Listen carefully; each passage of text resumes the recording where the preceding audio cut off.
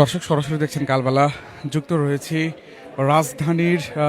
রাজধানীর বকশীবাজারে যে অবস্থিত অস্থায়ী আদালত, সেই আদালত থেকে আমরা আপনাদেরকে সরাসরি যুক্ত করেছি। মধ্যরাতে অগ্নিকাণ্ডের ঘটনায় কিন্তু আমরা দেখতে পাচ্ছি এই অস্থায়ী আদালত, যেটি সরকারি আলিয়া মাদ্রাসায় অবস্থিত, সেই আগুনে কিন্তু ছাই হয়ে গেছে এই অস্থায়ী আদালত। বিশেষ করে আমরা কিছুক্ষণ আগে ফায়ার সার্ভিসের সঙ্গে কথা বলছিলাম, তারা আমাদেরকে বলছিলেন যে তারা বলছিলেন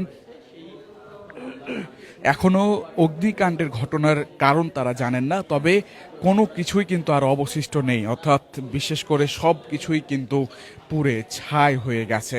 এবং আমরা দেখতে পাচ্ছি ঠিক এই জায়গাতে আদালত বসতেন এবং আদালতের কোনো কিছুই আসলে অবশিষ্ট নেই। প্লাস্টিকের চেয়ার যেগুলো রয়েছে সেগুলোও কিন্তু ধ্বংস স্তূপে পরিণত হয়েছে এবং কাঠের যে চেয়ারগুলো ছিল সেই কাঠের চেয়ারগুলোতেও কিন্তু এখনও কিন্তু আগুন জ্বলছে।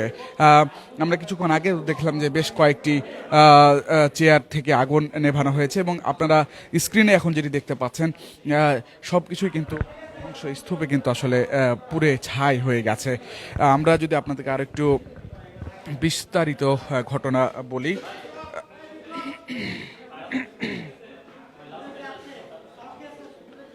দর্শক,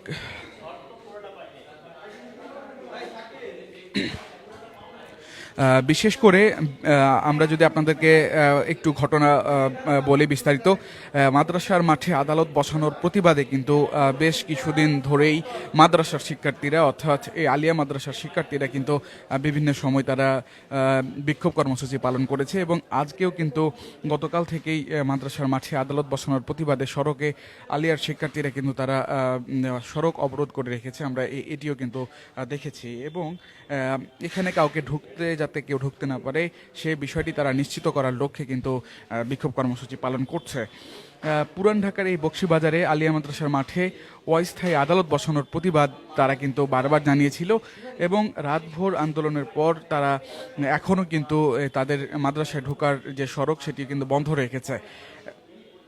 ঢাকা শিক্ষা বোর্ডের সামনে সড়ক, বকশীবাজার মোড় এবং আশপাশের গলির প্রবেশ মুখ বাঁশ দিয়ে আটকে রেখেছিলেন শিক্ষার্থীরা এবং বিশেষ করে এই আদালতও কিন্তু তালা মেরে দেওয়া হয়েছিল, তবে পুলিশ এবং সেনাবাহিনী এসে সেটি কিন্তু খুলে দেওয়া হয়েছে। এবং আমরা যদি আপনাদের একটু ভিতরে নিয়ে যাই, একটু অপেক্ষা করুন, আমরা আপনাদের একটু ভিতরের দিকে নিয়ে যেতে চাই এবং দেখাতে চাই পুরো ছাই হয়ে গেছে। যদিও দেয়ালগুলোতে যে আগুনের ছাপ, আগুনের জেলি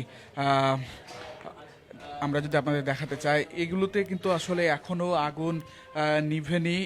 কিছু কিছু জায়গাগুলোতে কিন্তু এখনও আগুন জ্বলছে এবং ঠিক এই জায়গাটিতে কিন্তু বিভিন্ন কাগজপত্র ছিল এবং সেই কাগজপত্রগুলো কিন্তু পুরে আমরা দেখছি ছাই হয়ে গেছে, অর্থাৎ কোনো কিছুই যেন অবশিষ্ট নেই। অর্থাৎ ছাদের যদি বিষয়গুলো দেখায়, একটি কিন্তু ভুতুড়ে অবস্থা তৈরি হয়েছে বিশেষ করে এই আদালতে। এবং ঠিক এই জায়গাটিতে কিন্তু অফিস কক্ষ ছিল এবং সেই অফিস কক্ষ কিন্তু পুরে ছাই হয়ে গেছে, অর্থাৎ কোনো কিছুই যেন অবশিষ্ট নেই।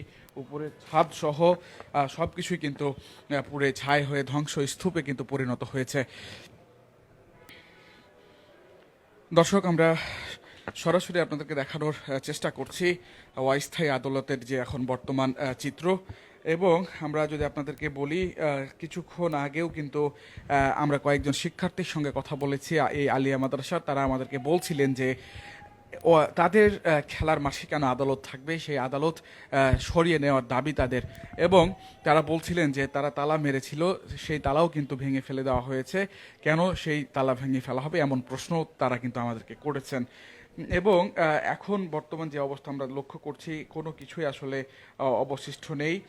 তবে আমরা গতকালের যদি একটি বিষয় আমরা আপনাদেরকে বলি, বৃহস্পতিবার থেকে কেরানীগঞ্জের অস্থায়ী আদালতে চলবে বিডিআর বিদ্রোহের মামলা, অর্থাৎ এই রাজধানীর বাজারের যে অস্থায়ী আদালত, সেই আদালত থেকে বিডিআর বিদ্রোহ মামলাটি স্থানান্তর করা হয়েছে। অর্থাৎ এখানে কিন্তু সেটি করার কথা ছিল, তবে সেটিকে এখন স্থানান্তর করে কেরানীগঞ্জের অস্থায়ী আদালতে নিয়ে যাওয়া হয়েছে।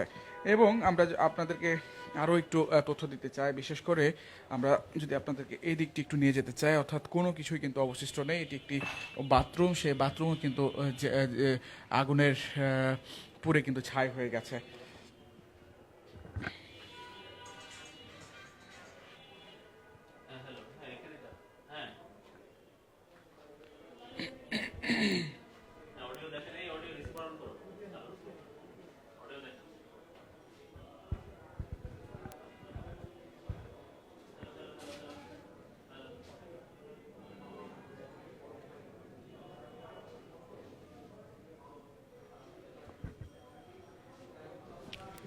দর্শক সরাসরি দেখছেন কালবেলা, যুক্ত রয়েছি রাজধানীর বকশীবাজার থেকে এবং অস্থায়ী আদালত প্রাঙ্গণ থেকে।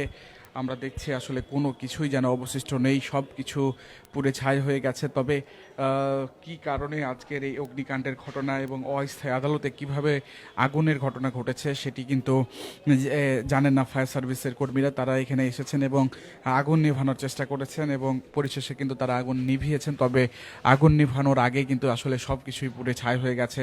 আমরা যতটুকু জানতে পেরেছি মধ্যরাতের দিকে এই অগ্নিকাণ্ডের ঘটনা ঘটে। অর্থাৎ আমরা অফিস কক্ষ থেকে আপনাদেরকে দেখানোর চেষ্টা করছি, এখানে কিন্তু কোনো কিছু অবশিষ্ট নেই, সব কিছুই কিন্তু পুড়ে ছাই হয়ে গেছে।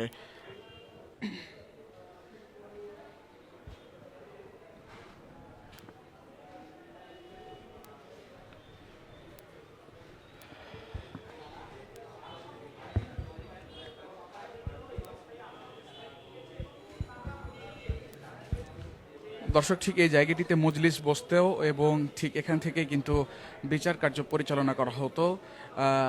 এমনটি কিন্তু এই বিচার কার্য পরিচালনারও একটি বিষয় ছিল, বিশেষ করে বিটিআর বিদ্রোহতে যারা জড়িত তাদের শাস্তি নিশ্চিত করা কিংবা তাদের বিচার কার্য পরিচালনা করা। তবে এটিকে গতকালকেই সরিয়ে নিয়ে কেরানীগঞ্জের যে অস্থায়ী আদালত সেখানে করা হয়েছে এবং এখন যেটি আমরা লক্ষ্য করছি আসলে ছাদ পর্যন্ত কিন্তু এখানে পুড়ে গেছে এবং কোনো কিছুই যেন অবশিষ্ট নেই।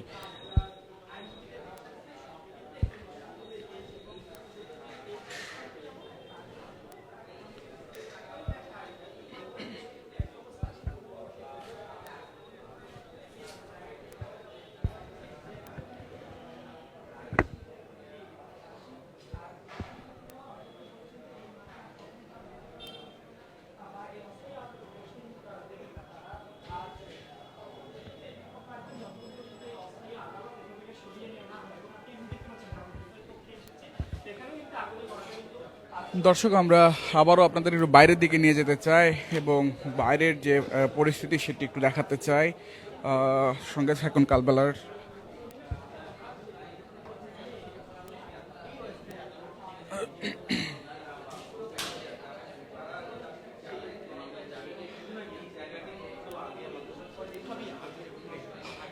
দর্শক, একেবারে ছাই হয়ে গেছে, অর্থাৎ কোনো কিছুই যেন অবশিষ্ট নেই। এবং আমরা যদি আপনাদেরকে দেখানোর চেষ্টা করি, ঠিক এই জায়গাটিতে আসামিদেরকে রাখা হয় এবং এখান থেকে কিন্তু বিচার কার্য পরিচালনা করা হয় বিভিন্ন মামলার। ঠিক এমনটি হওয়ার কথা ছিল বিডিআর বিদ্রোহের ইস্যুতে এবং এখানে কিন্তু সেই বিচার কার্য পরিচালনার কথা ছিল। এখন আমরা দেখছি আসলে কোনো কিছুই যেন অবশিষ্ট নেই, সব কিছু পুরো ছাই হয়ে গেছে। চেয়ার থেকে শুরু করে প্রত্যেকটা জিনিস কিন্তু ধ্বংস স্তূপে পরিণত হয়েছে। বিশেষ করে ভেতরের যে অফিস কক্ষ ছিল, সেই অফিস কক্ষ যে আলমারি, সেই আলমারির গুরুত্বপূর্ণ কাগজ ছিল কিনা সেটি আমরা যদিও জানি না। সেখানে যদি কোনো গুরুত্বপূর্ণ কাগজ থেকেও থাকে সেটিও কিন্তু পুড়ে ছাই হয়ে গেছে। অর্থাৎ কোনো কিছুই যেন অবশিষ্ট নেই। কখন এবং কিভাবে আগুন লেগেছে সেটি এখনও ফায়ার সার্ভিস বলতে পারেননি। তারা তদন্ত স্বার্থে তারা তদন্ত মোতাবেক তারা এটি বলবেন এবং আমরা আপনাদেরকে সেটি অবশ্যই জানাবো। তবে তারা প্রাথমিক যে ধারণাটি করছেন কোনো কারণে আগুন লাগতে পারে এবং সেই আগুনে কিন্তু বর্তমান যে অবস্থা আসলে সব কিছু কিন্তু পুড়ে ছাই হয়ে গেছে এমনটি তারা আমাদেরকে জানিয়েছেন এবং আমরাও কিন্তু সেটি লক্ষ্য করছি। বিশেষ করে সব জায়গায় কিন্তু আগুনের যে ছাপ সেটি কিন্তু আমরা স্পষ্ট লক্ষ্য করছি। অর্থাৎ সম্পূর্ণই কিন্তু ধ্বংসস্তূপে পরিণত হয়েছে, কোনো কিছুই আর যেন অবশিষ্ট নেই।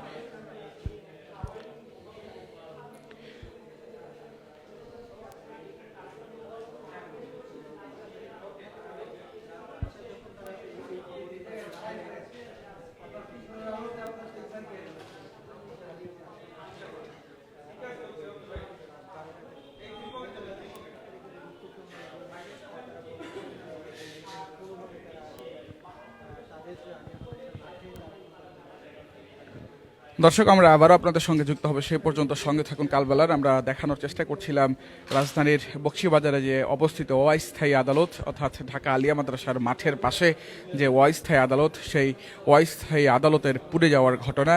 এবং আমরা সর্বশেষ সারমর্মটি যদি বলি, এই অস্থায়ী আদালতের আর কোনো কিছু অবশিষ্ট নেই, অর্থাৎ সব কিছু পুড়ে ছাই হয়ে গেছে। মজলিস নেই, অফিস কক্ষ নেই এবং বাথরুম পর্যন্ত পুড়ে ছাই হয়ে গেছে। কোনো কিছুই যেন অবশিষ্ট নেই। সেই চিত্র আমরা আপনাদেরকে লাইভের মাধ্যমে দেখানোর চেষ্টা করছিলাম। আমরা আবারও আপনাদের সঙ্গে যুক্ত হব, সেই পর্যন্ত সঙ্গে থাকুন কালবেলার। এতক্ষণ আমি আপনাদের সঙ্গে যুক্ত ছিলাম ইসমু আহমেদ।